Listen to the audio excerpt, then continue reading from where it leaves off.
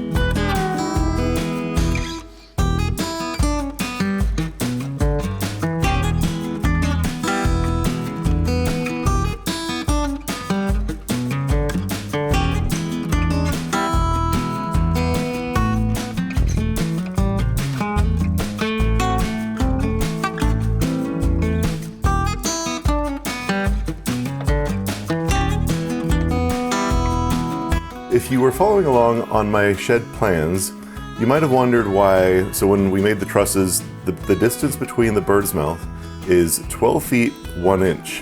And on a 12 foot by 16 foot shed, why that extra 1 inch? What is that for? So part of that space is taken up with the wall panels on both sides, but then there's a little bit of extra wiggle room for just, human error and wood curving and whatever to be able to fit it in place. Which does mean that when you get it in place, you might have some wiggle room for them to slide one way or the other. That's okay, we can deal with that just fine. When you get them up there, just decide one way or the other, just front side or back side, slide them one way or the other, to help line up the edges of those rafters. I'd like to look down this line and see a perfectly straight line of these boards coming down here. They're not perfectly lined up, but I think that a lot of that is attributed to some of these gaps are really small and some of these gaps are bigger, meaning I need to slide, I just need to make a choice and just slide all of them over there as much as I can. I think it'll line up better then, because these ones that have the gap, obviously those are the ones that are sticking out this way. So that's what I'm gonna do. The trick will be how to slide them over. Those things are all attached to the top to keep them from tipping over, so I've got to carefully detach them, slide them where they need to be, and then reattach them somehow so they're not tipping over again this way.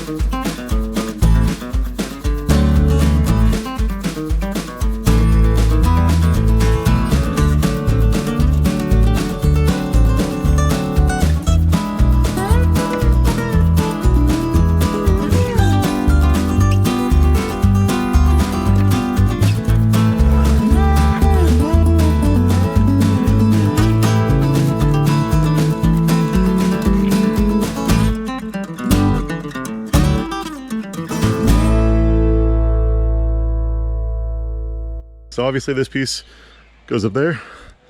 That piece, this piece right there, goes up there in the middle. And then because these, like I can't just flip this upside down because it doesn't work that way.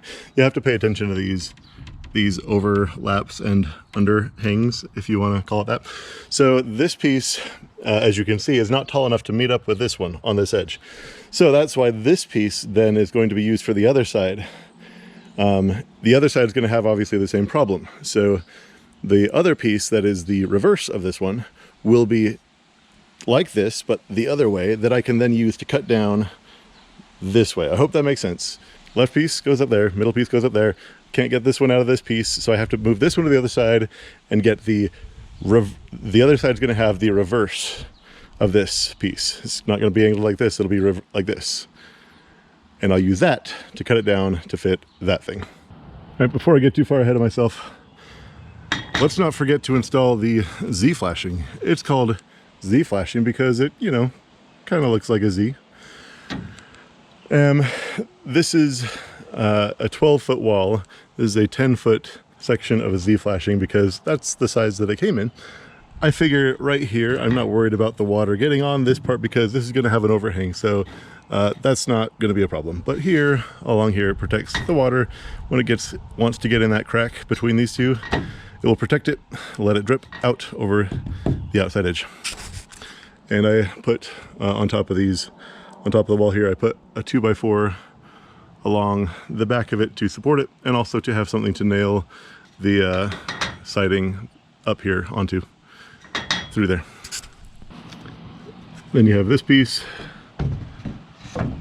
that attaches like so. Except for, you know, with nails or screws, preferably.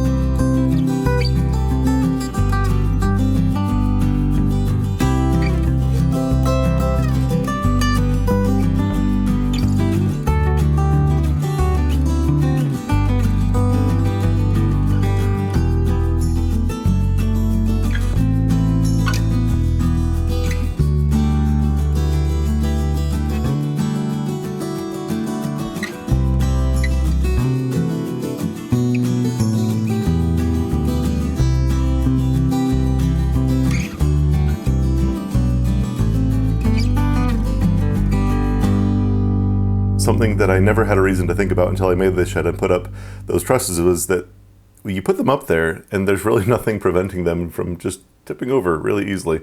You do need to brace them so that they don't fall over while you're getting things in place. I think it'll be easier to explain and for you to understand if I just show you in the actual shed plans.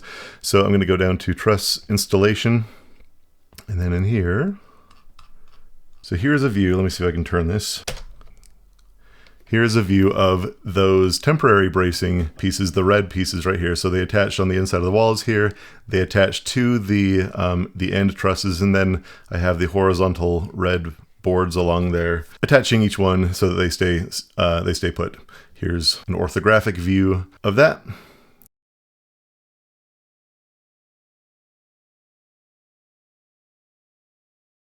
And obviously you can't install the panels while these things are in place there, so what you then need to do is install some permanent bracing that you can install panels with.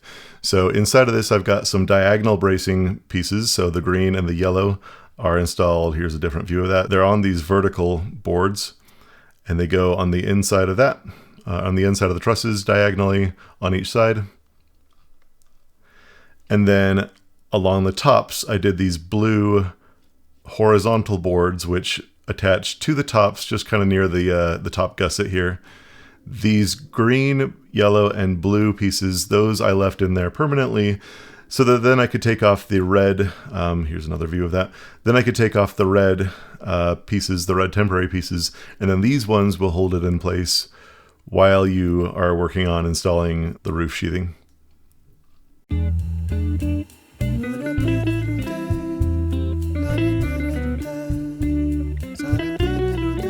If I haven't said it before, these clamps are wonderful for working alone.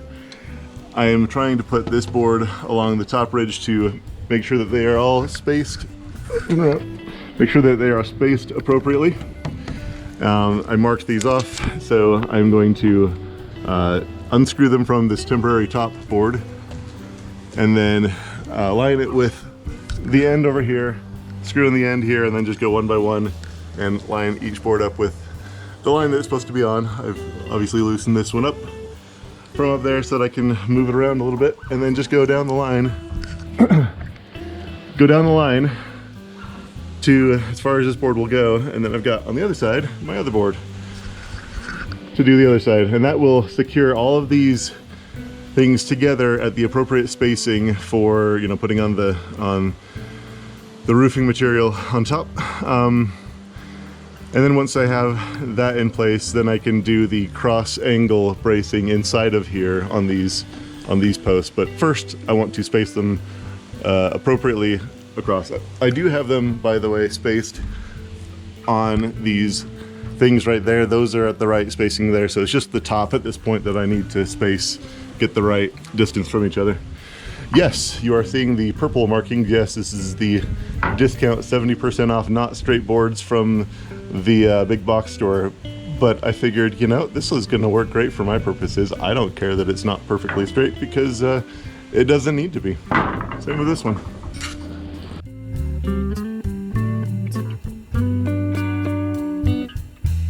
To keep it from tipping over back and forth this way, I was going to do two diagonals, so, you know, one right here, one right there on the other side, and same on over there, one there and one there on the other side of these center 2x4s. And then I thought I actually like this better to just do a longer 2x4 from there and angled down. Let me see if I can show you that better. From there, angled down this way to right there, and I had to cut the board off this way to be able to fit it up there because I forgot to put these boards in before I put the siding on over there. But anyway, they were still probably about 7 feet, and get the angle across here, you know, top over there to the bottom over here, and same on this bottom in the middle and top on that side. And I can still come in later if I feel like it's not secure enough and put another couple crosses there in the middle. But I think that that's actually probably pretty good. It's pretty secure, and now I can take off these clamps.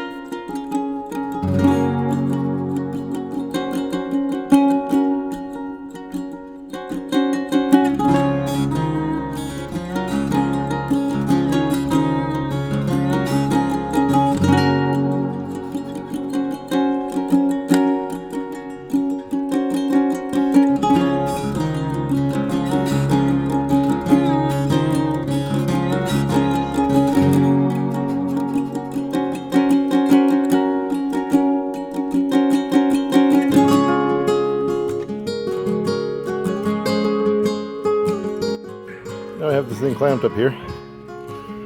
The other side tied up with zip ties. Now I need to do the other side, line them up, and attach it to the wall.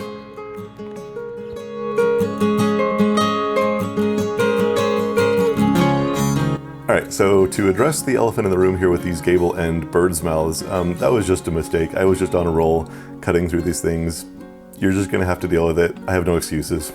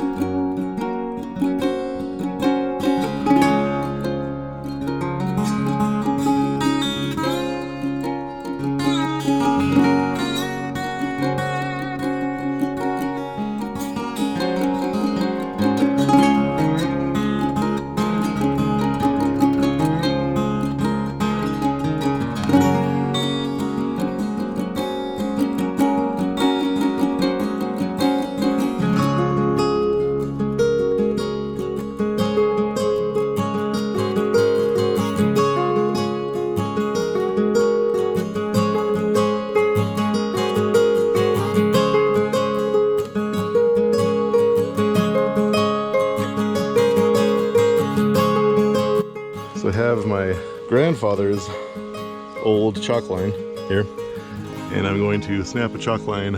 Some of these are sticking out more than others as you look straight down that line, so I'm going to snap a chalk line and probably trim a couple of the ends off just to line this up so I can put my board along a straighter edge.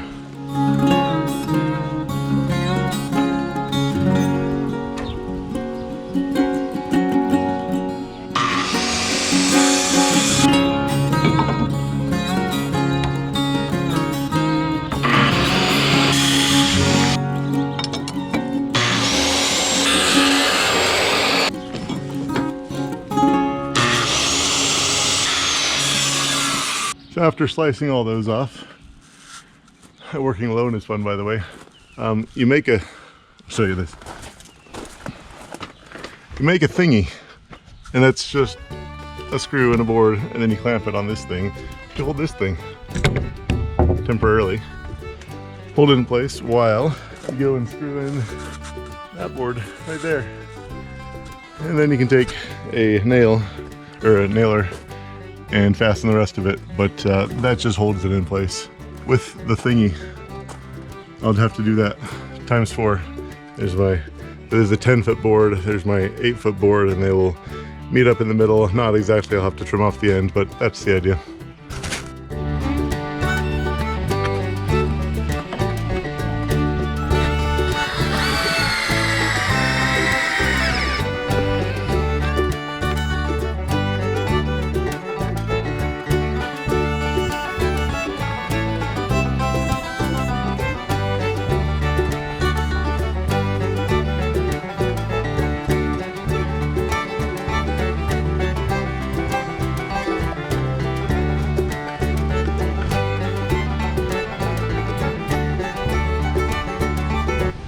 Okay, this is where I have to deal with the consequences of my actions. So I just put this board up here.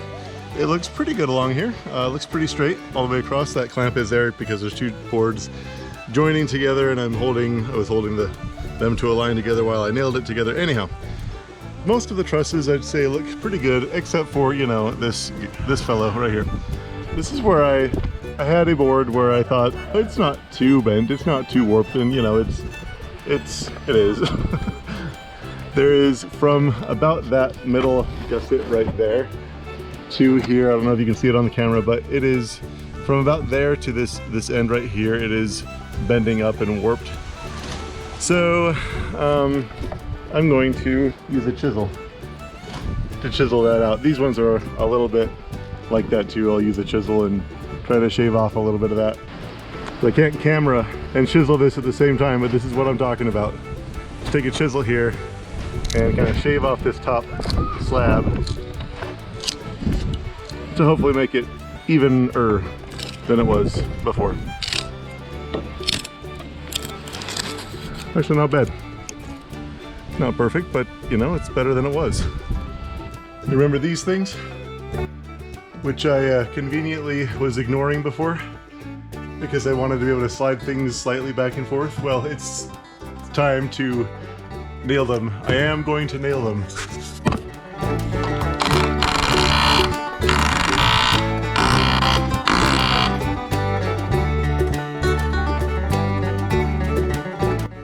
Thanks for watching. If you are interested, there is a link to my shed plans in the video description. If you haven't picked up on this already, I'm running a very small operation here. It's literally just me and occasional little people who supervise, and then I tuck them into bed at night. So thank you for watching and supporting this little venture of mine. I appreciate it. All the YouTube-y things would be helpful to let me and the algorithm know that these videos are helpful to people. If you have questions, let me know in the comments, and I will see you in the next video. Thanks.